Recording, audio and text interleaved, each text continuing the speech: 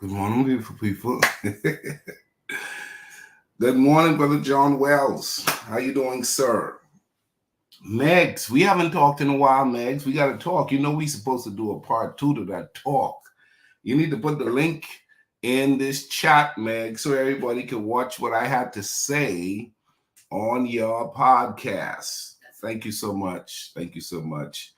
Coach Deborah, good morning. Good morning to all of you guys. Thank you for popping in here this morning. Man, I just want to help people. I just want to help however I can help. That's really what I've been about. That's what I've been about, John Wells. That's what I've been about. And so I like what I do. I ain't got no complaints. Jason, there's always room for improvement. Okay.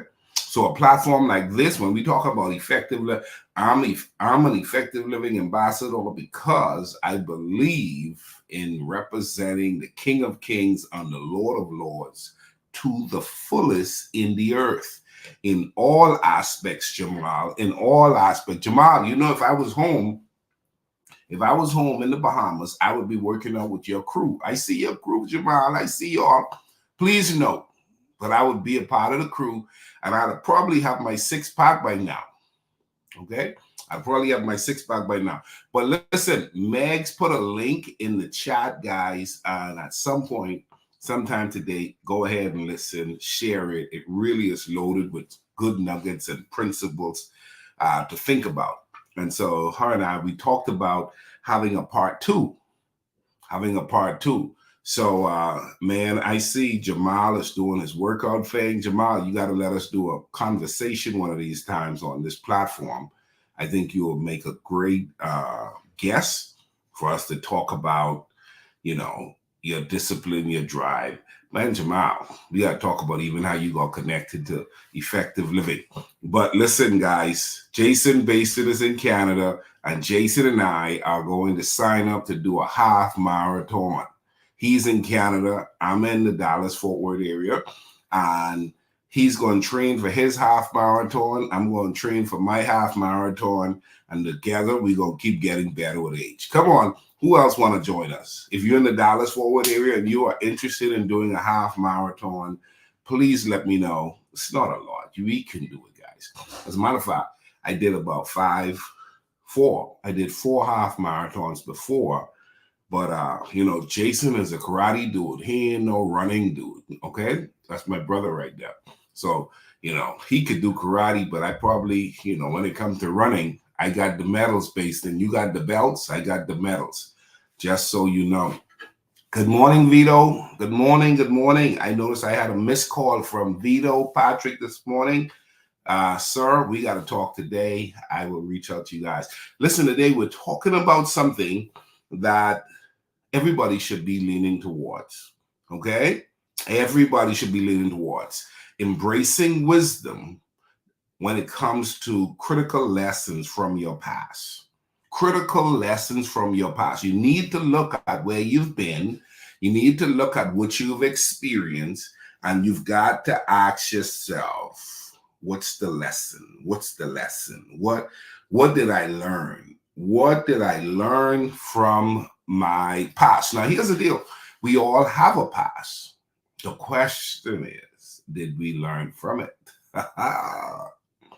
Come on. When you think about generational curses, what a lot of times you don't realize is something happened that someone didn't figure out, and it continued to happen because no one has addressed it at the core. You see that, Megs? You guess where I'm going? Something happened. It continued to happen.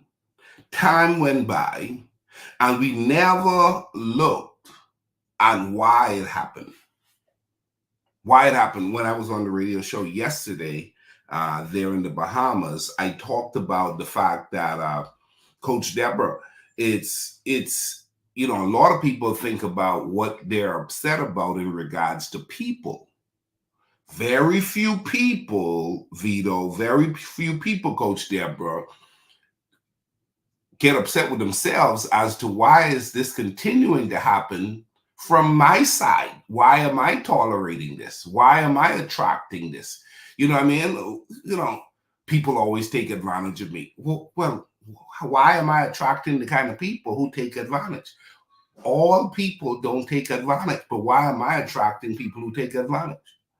Hey, come on, you gotta be willing to ask the question. So 5 critical lessons from your past. Number 1, let's lean into this, okay? Number 1, learn from your mistakes. Everybody, you look back, you say, boy, I should have made that investment, but I didn't. Boy, I really should have become more closer to those 2 people who live next door to me and make for a good neighbor. Some people, ladies and gentlemen, some people got neighbors who've got their deliverance, but you never connected to the neighbor because of your low social skills. You haven't connected to the neighbor that has the gem, has the deliverance, has the answer. Boy, I just said something just now. So there are a lot of people who haven't looked back at the mistake and said, boy, I really should have invested in that company. Why didn't I invest in the company? Why did not I completed the class and get the degree? Why did I not? Why did I not? As a matter of fact, sometimes you say, why did I not say hi to the guy? Why did I not say hi to the lady? You know, let me tell you something. You could miss your Boaz because you weren't willing to make that initial step. Come on. You weren't willing to make that initial step. You got to look back. Well, you know, I was taught you should never. Well, that's probably the reason why you're stuck. And you may need to learn how to be, what's this? You may need to learn how to unlearn what you should have never learned. Sometimes you got to look at your life and you say, yeah, everybody's been doing it this way, but watch this, I'm going to break some rules. In order to get what you really want to get to where you really want to go, that will establish you to really be who you need to be, you may need to be a rule breaker. Hello, you may need to be a rule breaker. You may need to be, watch this, another term for a rule breaker is a game changer. Somebody, my God, did you hear Miller say you need to be a rule breaker? John Wells, that's not exactly what I said, right? Did you hear what I said? I said, watch this. A rule breaker is simply a game changer. You like that, Coach Deborah? You like that? A rule breaker is a game changer. Well, I like to keep it safe. I said that for the longest, man. I like to keep it safe. And let me tell you something. You know what keeping it safe kept me? I am 48 years old. And I think the last time I checked, Tiger Woods is 48 years old as well. And I mean, come on, he has really made a name for himself. I'm not comparing, but I'm just saying, you got to learn how to break some rules. Tiger broke some rules, man. Tiger went where some people thought he should have never even tried to go. I'm just telling you, you are called to break some rules, okay? Now, I'm not talking about God's rules. I'm not talking about the rule of law. I'm talking about some methods, some strategies, some principles that are not applicable to you and your situation. Let's go ahead and look. Somebody said, Miller, you're meddling with some stuff, Miller. You're meddling with some stuff. Well, let me just go ahead and push it a little bit further. David was a rule breaker. David was a rule breaker. Ladies and gentlemen, if you've studied your Bible before, how do you fight war? Vito, how do you go to war? How do you fight? You pick up your shield, you pick up a sword, and that's how you fight the opponent. Am I right? Am I right? Come on, y'all. Come on. Give me some hearts, some loves. Come on. Give me some attention. Come on. Come on, Megs. Listen, I'm not trying to push people over the bridge. I'm just trying to get people out of their comfort zone. David was a rule breaker. David was a game changer. As a matter of fact, John Wells, David says, man, I can't do it the way you all been doing it. And they said, no, this is the way you fight war. This is how you fight that guy. You go there any other way, you're going to die. David said, well, listen, guys, that's not my approach. I'm going to break the rules. Not only am I going to break the rules of going to fight this guy in a way that you guys aren't accustomed to. I'm talking to somebody today. He says, here's the deal. I'm going to break the rule to decline the king. Whenever the king offers you a gift, how many of y'all know what you're supposed to do? Hello, somebody put it in the comment section. When the king offers you a gift, Miss Jocelyn, what are you supposed to do? You're supposed to accept it. You're supposed to accept it. David was supposed to, had he just been one in the mill, just an average old guy who wants to fight. He should have taken the king's sword, and he should have taken the king's shield, and he should have gone out there and simply fought like men fight in those days. How men fought. So now David would have had, John Wells, a shield. David would have had a sword, and David would have been just like everybody else, and David would have died. And David would have died. I'm talking to somebody today. But David says, I can't use those. Shot, ta, ta, ta, ta. I can remember, listen. I remember years ago, I remember when I gave my life to Christ. I got to share this testimony. I'm running out of time already. I was involved in a class that was a certification class on how to teach children, how to reach children, how to teach children, how to share the gospel with children. And I could not be no more than 19, going on 20 years old. After graduation of the class, right out about 20, I was told by the leader of the organization and class, a person I highly respect, hey, Ricardo, you should take over this class. I think you're the next. You should let me train you to do what I do. And I said, unfortunately, I can't. Unfortunately, I can't. And they looked at me, John Wells, like, what do you mean you can't? Well, here's the deal. I felt inspired to do it a different way. I got the certification because I realized the certification was the key to get access to that world. You know what I mean? How many of y'all know sometimes you get the certification to get the key to get access to that world? And so I got access to the world through getting the certification, John Wells. But once I got the certification, I realized I didn't want to do it the way they had taught it. I realized I wanted to reinvent it. Somebody ought to say reinvent. Hello. Even though I did the class, I realized the class was outdated. I realized a new approach to reaching children was needed. Long story short, listen, Jamal, I launched my program about 2 months later. And behold, a year and a half later, I was being recognized by the Bahamas government for the fast-growing approach to reaching kids with the program that I offered at the time. Okay? 3 years later, 4 years later, I was national. Come on, 5 years later, the person who offered me the opportunity to take the lead from the seat they were sitting in, they and I, the person and I, were in the same car about to go down to Rawson Square, where they had National Youth Month celebration in the Bahamas that month. And they were doing the award ceremony. And that was the year I got the fastest growing children's program in the Commonwealth of the Bahamas that year. Fastest growing children's program in the Commonwealth of the Bahamas. And the person who wanted me to take the lead from them didn't even talk to me in the limo. We were in the same limo, the 4 of us in the limo. She didn't even talk to me because I was taught by her, but didn't go her way in regards to how to reach kids. And it was a game changer for that time. It was a game changer. Come on. I'm saying to you, you got to be a disruptor, man. You got to look back at your past and you got to realize what got me here. What messed me up? Boy, ain't that good right now. Miss Sybil, you like that? What got me here? What messed me up? And what do I need to learn from the past? So number 1, learn from your mistakes. Watch this. Number 2, celebrate victories. You look back and you realize that's a victory. Celebrate. If you want a better future, appreciate the good that came from the past. Okay? Let me tell you something. There are a lot of people who don't take the time to celebrate victories. Okay? I woke up this morning inspired. I'm about to pursue a few things. And I say, Lord, you give me this. I'm going to celebrate this way. Hello. My wife want me to do a serious celebration, but I'm going to do it a little bit different. Game changer. Rule breaker. So here's the deal. Here's the deal, Kim.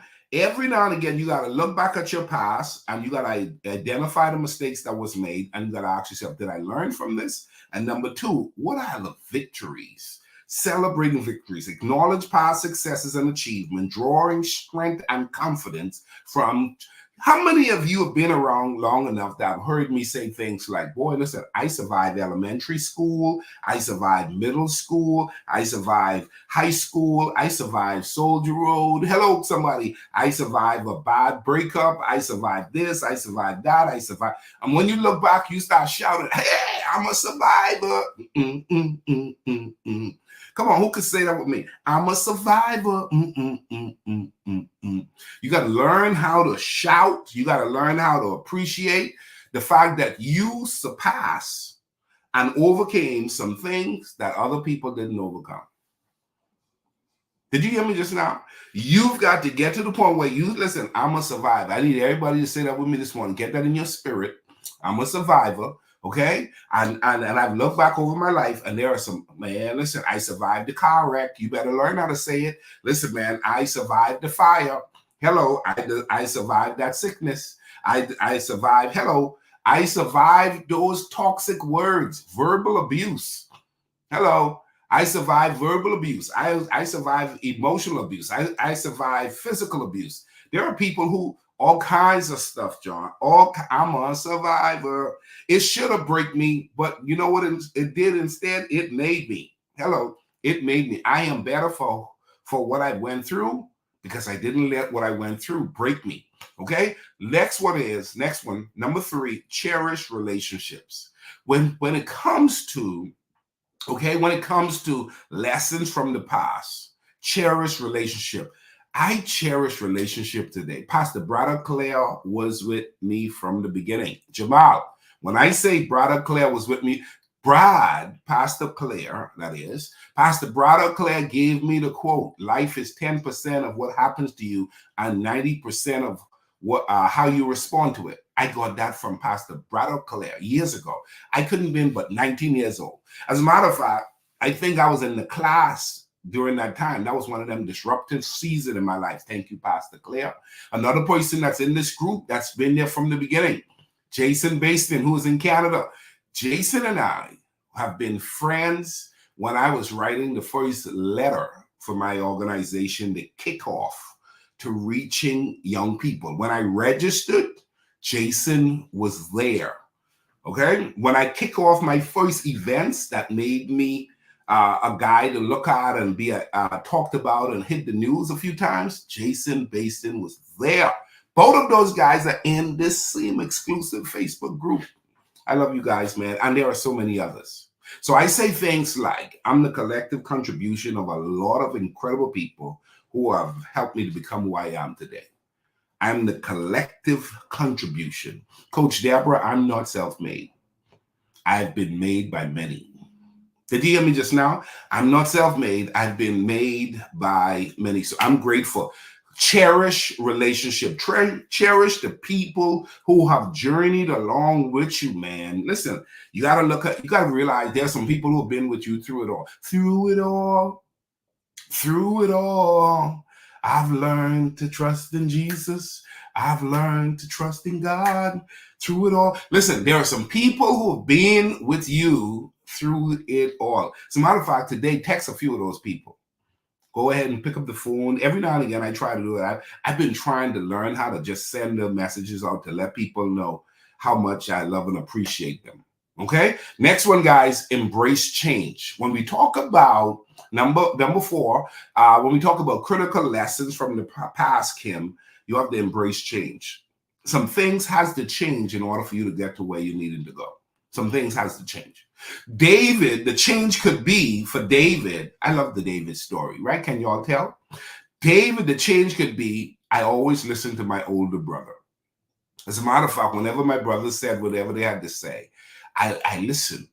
But David said one time, no, I'm not going to listen to my brother. I'm going to change some things. I'm going to raise my hands and I'm going to offer myself to be the one to fight. Angela, as you look back at your past, you learn the lessons from your past, as you make a commitment to cherish the people you're supposed to be cherishing on your journey to the top, you want to also identify what changes need to be made.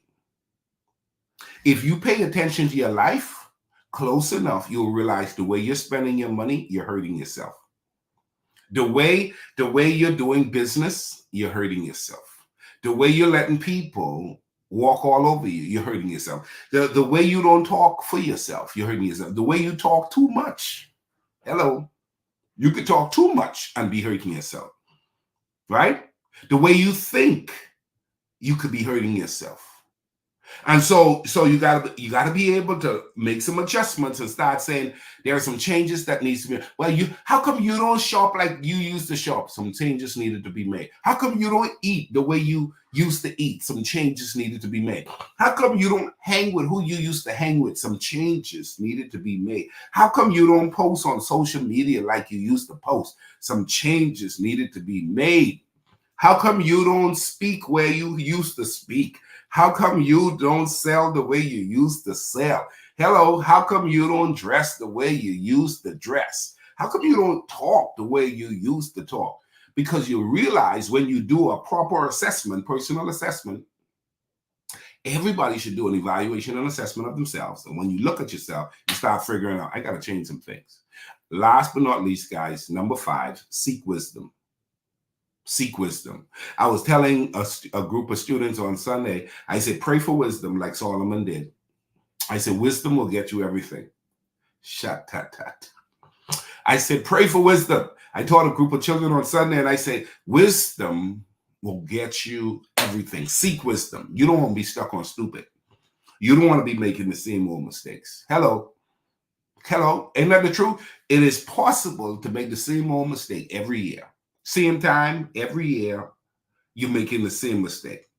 You got to get to the point where you start to realize, oh no, I don't want, no. I've gone around this mountain enough. And you don't even have to get angry. You just have to make a decision.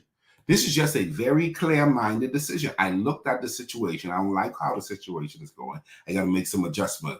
Constantly, continuously seeking wisdom and understanding, allowing the lesson of the past to guide your present decisions and actions. The Bible says it like this in closing. Proverbs chapter 4, verse 5 and 7, it says, get wisdom, get understanding, and don't forget my words or turn away from them. Get wisdom, get an understanding. Boy, the truth of the matter is, your victory is built in your past if you would get the lesson from it. Let me say it again. Your victory is built in your past if you would get the lesson from it. I love and appreciate you all. Thank you all for always showing up. Let's keep getting better together. God bless you. Bye-bye.